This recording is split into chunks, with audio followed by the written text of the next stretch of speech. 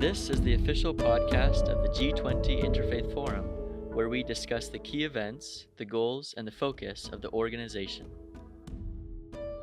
Welcome to another episode of the G20 Interfaith Forum podcast. My name is Stuart Bird. I'm Mariana Richardson. And we're excited to be here today because there were recently 3 events that happened in Washington, D.C.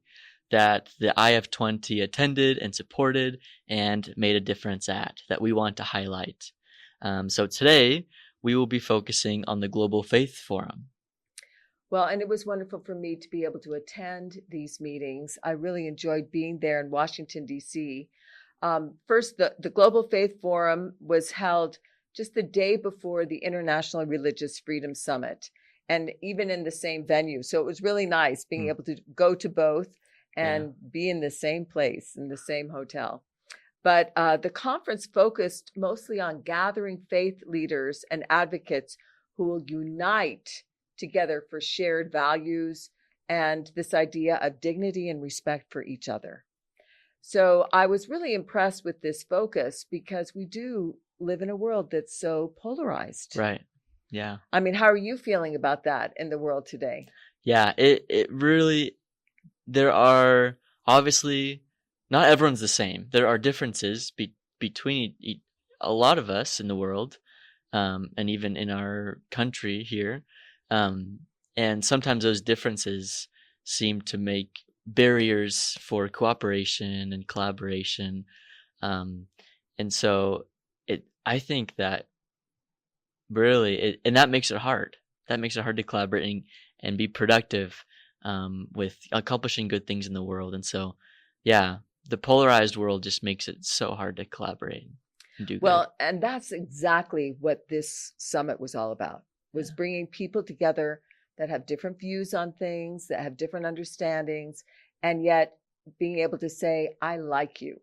I like you. I might not agree with you on some points, and that's okay. Yeah. But we can still like each other and respect each other and then move together towards a common goal, even though doctrinally or other ways we might not agree.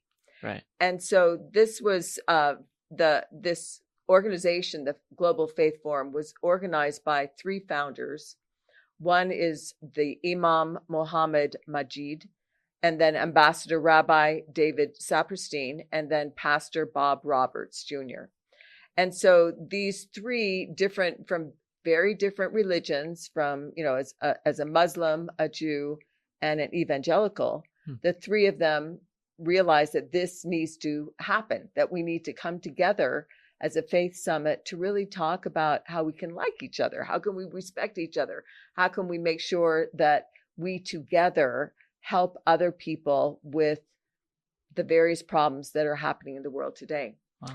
So the first speaker at this conference was Ambassador Rabbi David Saperstein. And he was the one that truly emphasized the interconnectedness of democracy and human rights and religious freedom. He highlighted the decline of democracy and the rise of authoritarian regimes since 2006.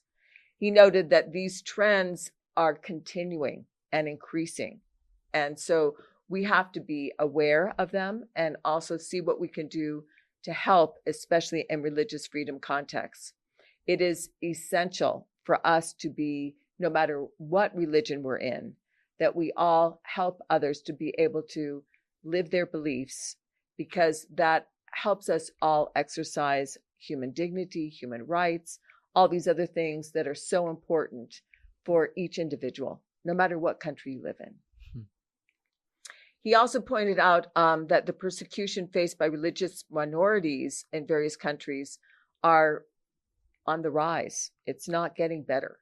Yeah. He talked about the Uyghurs in China, the Buddhists and Christians in Myanmar, and Muslims in India. And then he also described how authoritarian governments and non-state actors use religious discrimination to maintain control, often targeting minority groups for persecution. He also mentioned that the humanitarian crisis in Sudan is something that especially this group is very concerned about. He said that the recent conflicts there have displaced millions of people and worsened their living conditions. He criticized the U.S. for withdrawing from its historic leadership in promoting democracy and human rights and leaving this vacuum filled by destabilizing forces from countries like China and Russia. And, and that was a concern that he definitely talked about. He said he called for a renewed commitment to religious freedom and human rights, urging religious communities to work together for peace building and to together have social service efforts for these people in need. I was wondering, what are some of your thoughts about this idea of religious freedom and coming together? Yeah. So, and I think that religious freedom is so important. I think we all agree that religious freedom is important, but not all of us really know the best way to strive for religious freedom or do it. And so I appreciate hearing about Rabbi Saperstein's thoughts that part of it has to do with the way governments treat other governments, and how we're interacting with other countries. And then also part of it includes how we personally treat other groups of people, minority groups, and others. And so I think that it's really on a like a large level and a small level. Yeah. Do you have a specific audience, or was it like who was his audience Oh, really? I think it was very much a general audience. Okay. Realized that people that were there were all faith leaders Yeah. or people that were very much involved in religious freedom. Okay. And so he had people that completely agreed with everything that he was saying. Yeah. But I do think that one of the things he was specifically talking to the audience about is how important that we work together, that oftentimes we might not agree on religious dogma, Yeah. but that's okay. We can all work together to help religious freedom. And all of us feel strongly that that is something that needs to happen in the world. Okay. So, Okay, that's cool. well, and then the next speaker that I thought was really interesting was Nikki Roberts, who is Bob Roberts Jr.'s wife. Oh, cool. And she talked about the importance of engaging women and also has started kind of a grassroots movement to bring women together from different backgrounds in faith. And her point is it needs to start from the ground up, that we need to get to know each other, have opportunities to be able to really see, I like you, I like you as a person. I like spending time with you. We might be in different faiths. We might be from completely different racial or community backgrounds. That's okay. I can still like you as a person and want to spend time with you.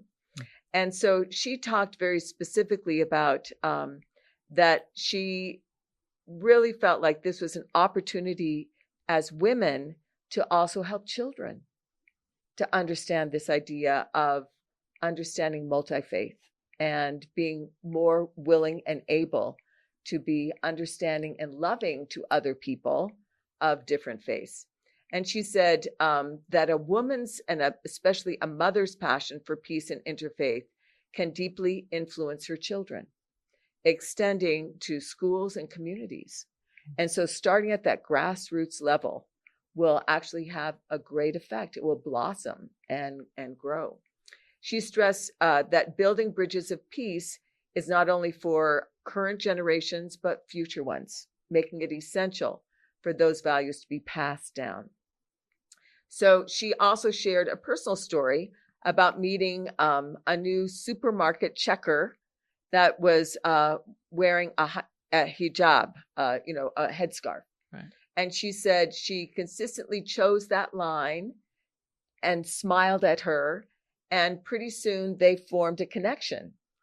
And she said for her, that was such a positive experience. It demonstrated the importance of small everyday actions in building relationships.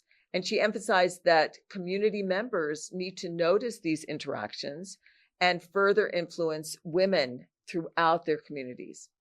So in her multi-faith women's groups, which she started, and these have been active, she's been doing this for 15 years.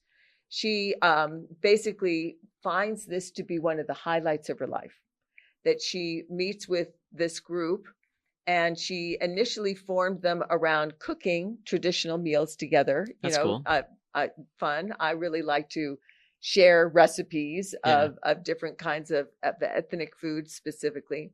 But she said it's evolved into a platform for sharing religious traditions, building strong, respectful relationships. And then these women have supported each other through significant life events, from mourning losses to celebrating births. And I love this vision that she had of women in the communities coming together. It has Yeah. nothing to do with faith, but it has everything to do with just developing relationships. Right. And I like her example of at the store, um, Right. you know, talking to someone, making a point to reach out to and talk to someone who is of a different faith. I think a lot of us, me included, don't talk to really anyone at the store regardless of Right.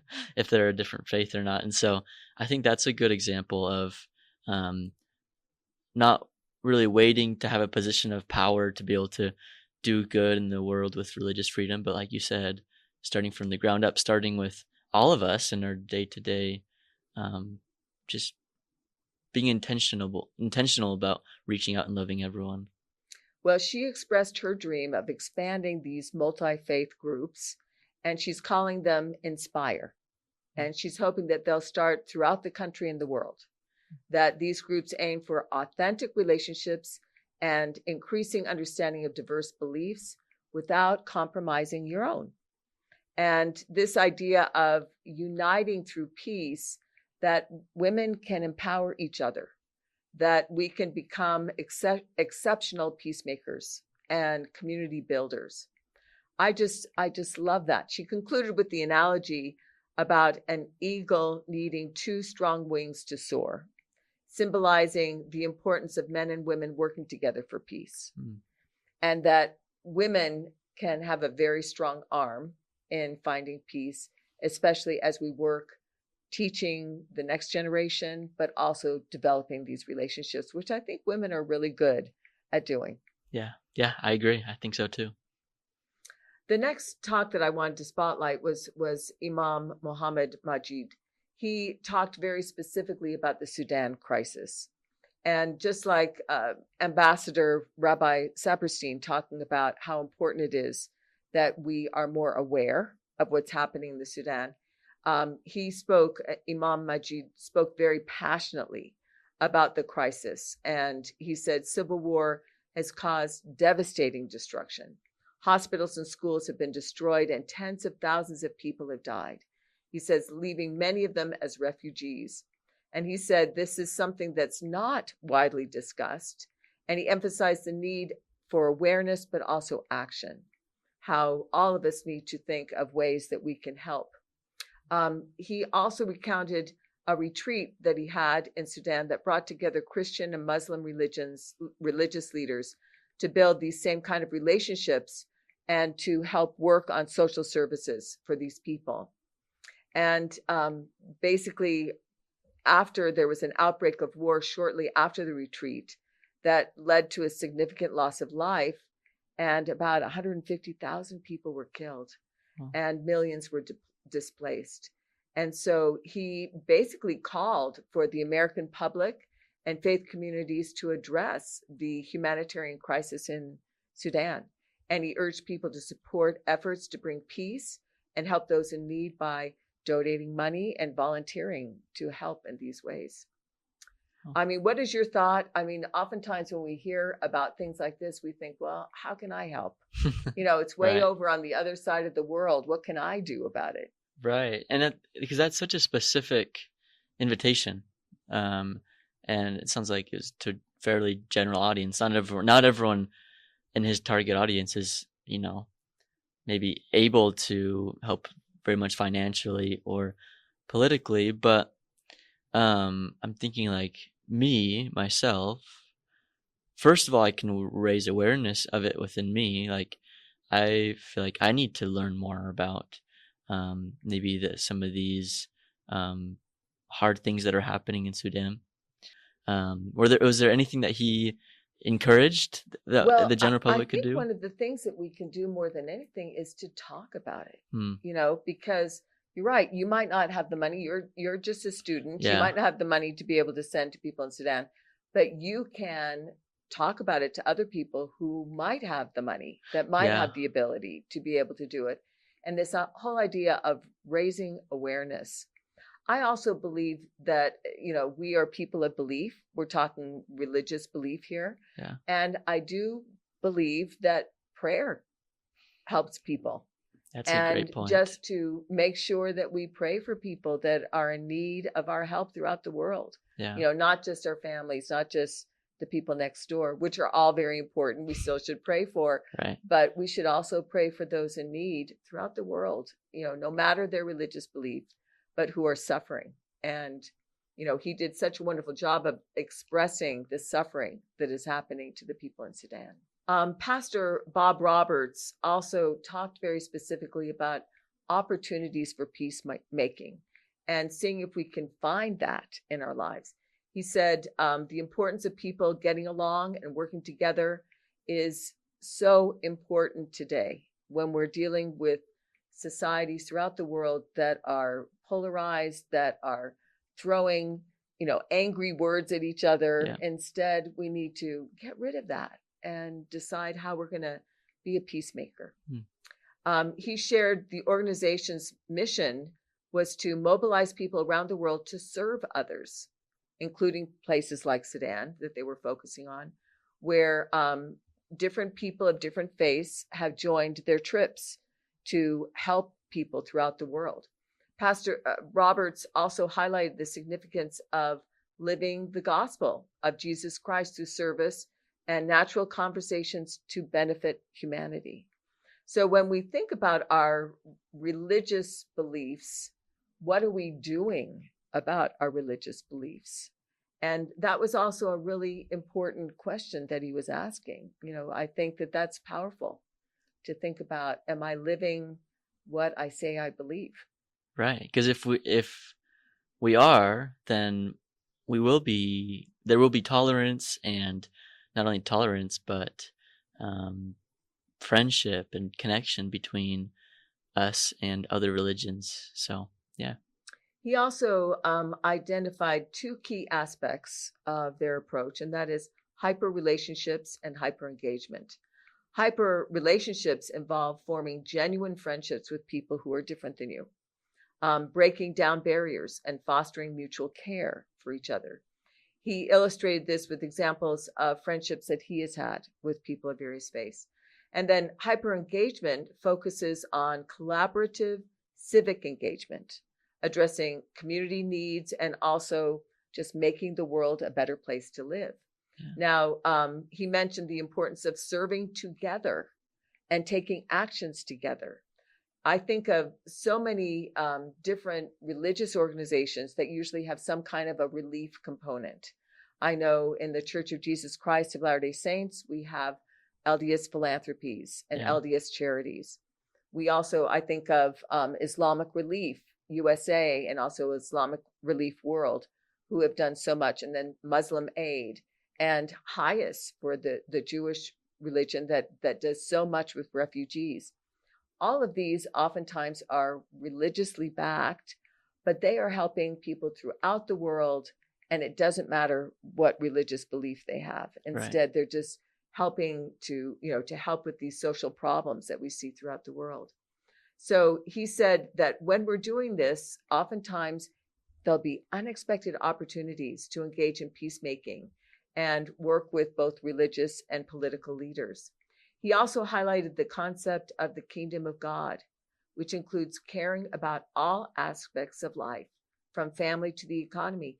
He stressed that his commitment to helping others is not dependent on political leadership, but on a fundamental belief in serving humanity.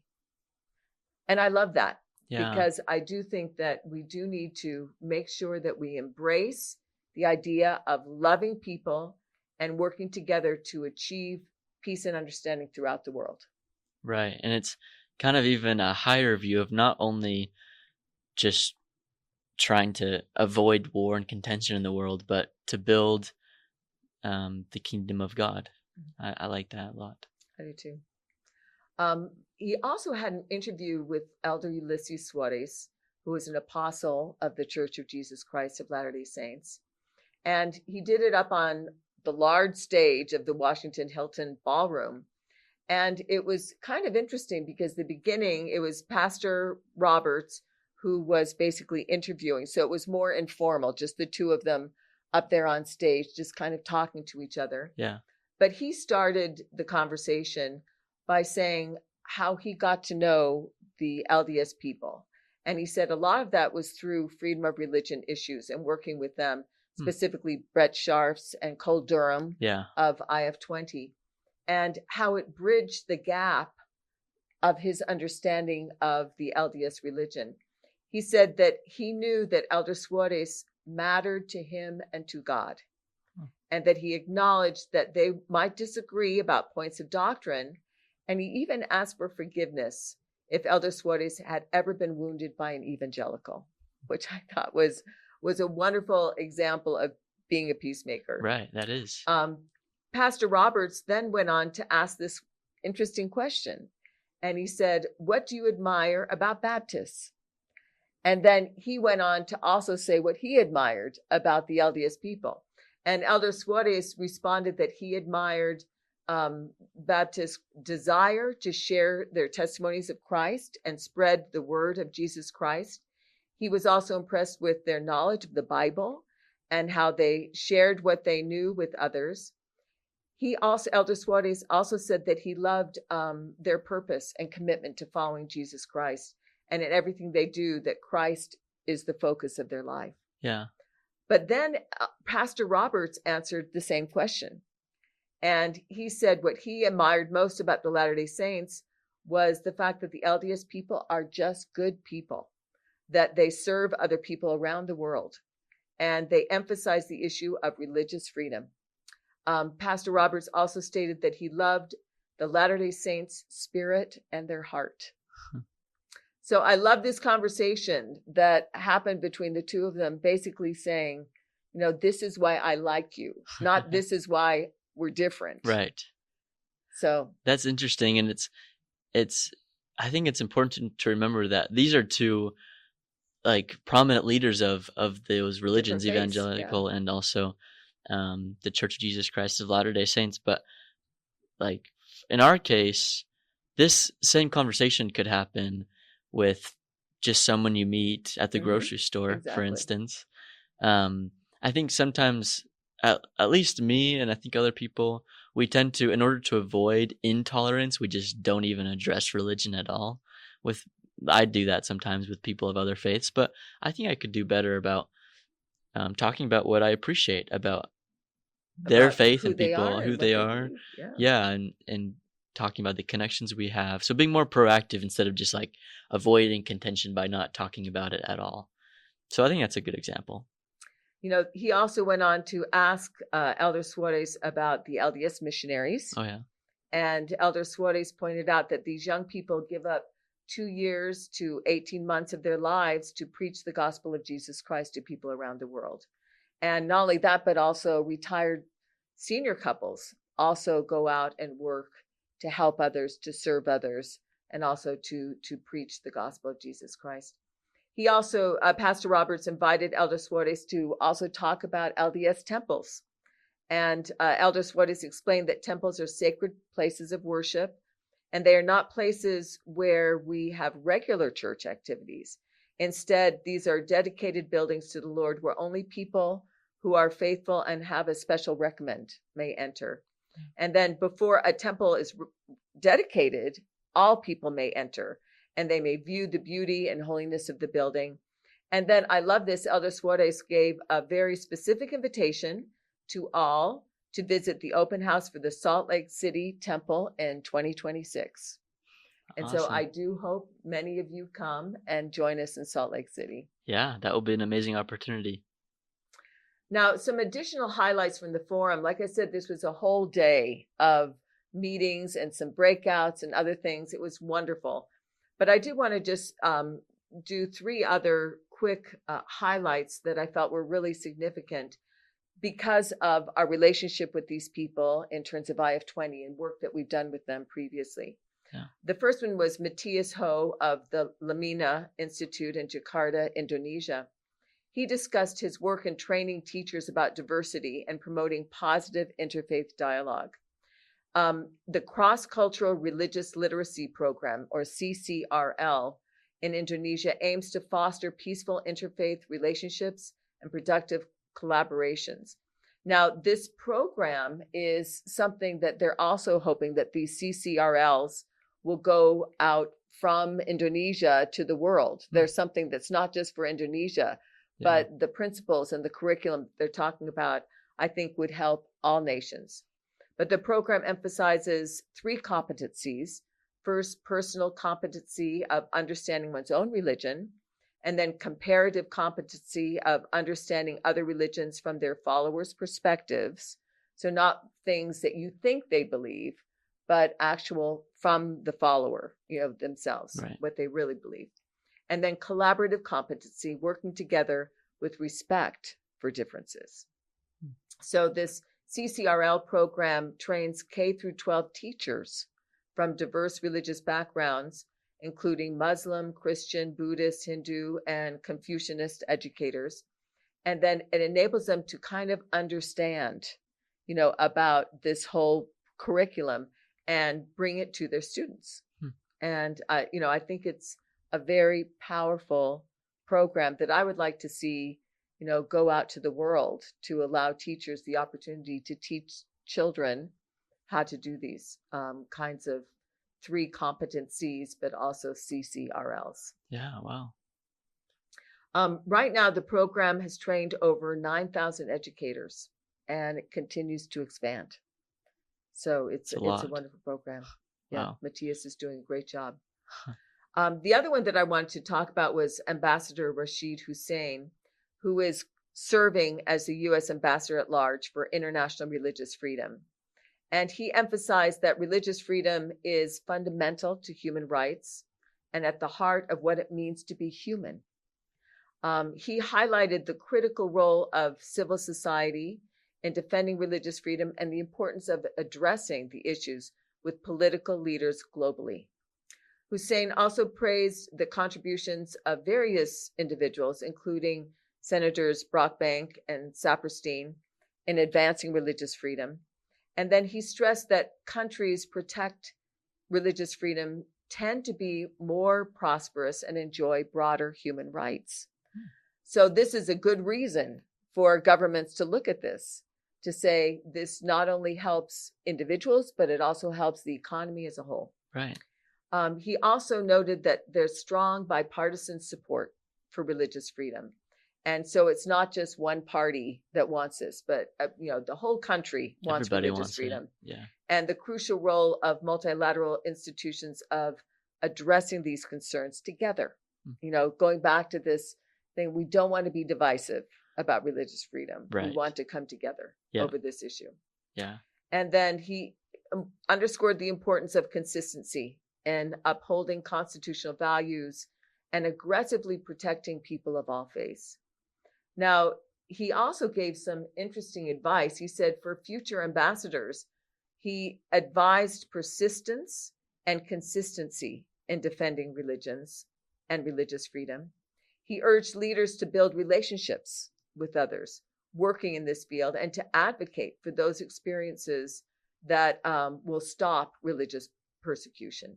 He also highlighted the need for new strategies and substantive knowledge to continue this critical work, that we need to move forward, that we need to think of new and more long-term ideas on how to fix this problem, because it's not getting better. Right. Yeah. So the last one that I wanted to just highlight was Ahmed Shahata, who's the CEO of Islamic Relief USA. And we so appreciate Islamic Relief USA and all that they have done with IF20. But he spoke about the importance of working together across religious and cultural boundaries without compromising one's faith. He highlighted that people of different religions can collaborate, especially on humanitarian efforts. such as addressing the global displacement crisis, specifically with refugees. Shahata also shared examples of successful partnerships between Muslims and Christians, demonstrating how faith-based organizations can work together to support communities in need. Now, this is something I wanted to also talk about because, as IF20, we talk about ourselves as being a network of networks. Right. And one of the things that we really do love to do as an organization is bring these multi-faith organizations together for a specific purpose. Yeah. Something that improves the SDGs that we're always talking about. And so that's exactly what Shahada was also trying to emphasize. He pointed out that humanitarian efforts often involve life-saving work for those on the brink of death due to conflict, persecution, and other crises. And he encouraged faith-based organizations to educate their supporters about diverse communities and to travel globally to witness the impact of what they're doing. I think sometimes we just send a check and think, oh, I'm done. But he also saying is, sometimes if you can, go and help hands-on to help people in these different countries. So he highlighted the need for food security, global health, and refugees as some of the top humanitarian priorities we must look at. And he then called in the conclusion, and I would say the conclusion for this whole event was this idea of collaboration and commitment to help others regardless of religious or political differences. So I would say my number one point from this great summit was the point of peacemaker. Yeah. And working together collaboratively to solve some of these world problems that are just becoming more and more and more throughout the world. Right. Peace building. And I like how there were different methods of working toward peace building. Different methods were brought up in these meetings, through education, raising awareness, economic support, political support, being kind, compassionate, lots of different routes toward helping building peace. But and we can all do important. those. Yeah. Those are all things that everybody can have a part in. Right. And I love that vision. I really do. Me too. I did want to just mention in this podcast about the FIDELA meeting that also happened just before the summit. Oh, yeah. And FIDELA is an interreligious forum of the Americas. And basically, it helps bring together individuals and organizations of faith that address the issues and hope to be a part of solutions to the problems. And specifically, the target is with nations of the Western Hemisphere, so in the Americas. Okay. And it's sponsored by Religions for Peace, Latin American and Caribbean Council of Religious Leaders, G20 Interfaith Forum. So we were definitely there and supporting this wonderful organization. Great. And then Berkeley Center for Religion, Peace, and World Affairs at Georgetown. And then, of course, the World Faith Development Dialogue and ICLRS at BYU. Yeah. So all of these organizations supported this event. Our president, Cole Durham, also was there, as well as our new executive director, Whitney Clayton, we will have on our podcast soon, we hope. Yep. But they all were able to attend, and they were able to be a part of this wonderful organization, but also conversation that happened. And it was specifically for people from the United States, but specifically for Central and South America to come together. These were mostly religious people, but also political people. So people of government who are also people of faith, Yeah. who are very involved in religious freedom issues throughout Central and South America, but also here in the United States as well. Okay. Wow. That's cool that I think the more groups that we can be a part of, the better. We're a network of networks, and it's cool how this specific network focuses on the religious groups of the Americas. Well, and it's very much more of a governmental group too, political group, right. Saying how can we truly make a difference for religious freedom throughout these countries. And there are four main essential purposes and pillars that they kind of work on. They talk about democracy, human rights, security, and development. Okay. And so they kind of, during this discussion that they had in Washington, D.C., they used those 4 pillars as the basis for the discussions that they had. And so they had governmental people that were actually talking about how can we, as people of faith, help democracy in different countries? How can we help with human rights? And so I think it was a very productive and very helpful program to be able to get people of faith in that one part of the world to Yep. think of positive political ways of helping religious freedom. Wow, that's great. Wow. Well, that was just a taste of all the things that happened in Washington, D.C. during these few days, but I think they were very powerful and positive, and also something that people walked away going, okay, we can do a better job. Yeah. We can improve. Right. Right. Yeah. That's how I feel learning about it and listening to you. Thank you for sharing. I know that you were there for these events, so thank you for sharing your input, but then also the input of these people. And to our listeners, you can actually read about this information on our IF20 website under the recent events section. So thank you to our listeners for joining us for another episode of the G20 Interfaith Forum podcast. Thank you.